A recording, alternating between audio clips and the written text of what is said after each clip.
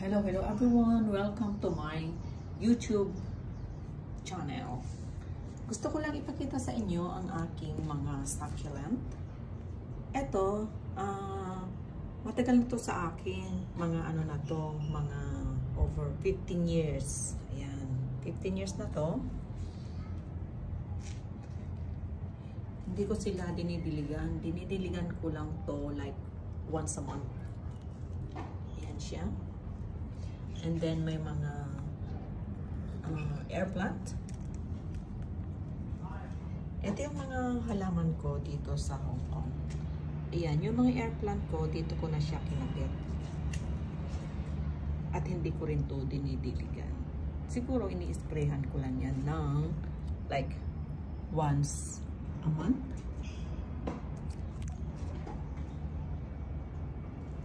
Tapos yung aking teal. And, ito nga pala yung aking rare orchids. Ayan, napulot ko lang to sa bundok. Ayan siya. Ito yung kanyang body actually. Ayan, tapos mamumulaklak na. Ayan, namulaklak na yung aking rare orchids. May banyan tree.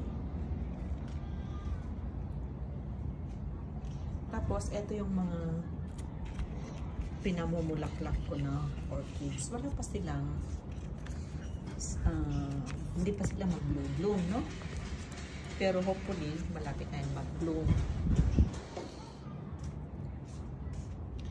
Ito yung aking Hoya, tapos yung aking bougainvillea na dwarf. Maliit lang yan. Tapos ito yung aking Hoya flower. Ayan. Madali lang tong itanim. Kahit etong leaves lang, pwede mong itanim. Ayan, kung sino may gusto, mag-comment lang kayo below and pwede ko kayong bigyan ng Hoya. Ayan.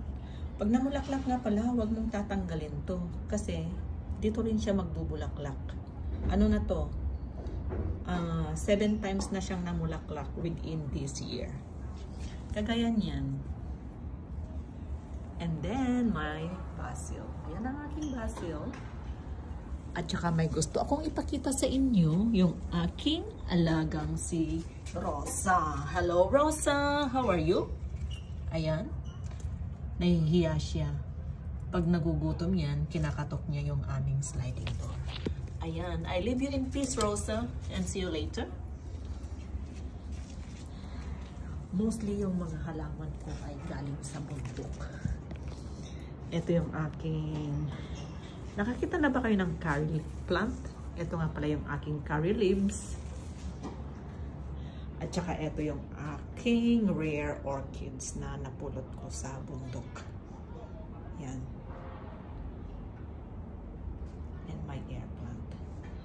Ayan, kung gusto nyong i-like and subscribe yung aking YouTube channel, feel free to do so. Thank you and have a good day.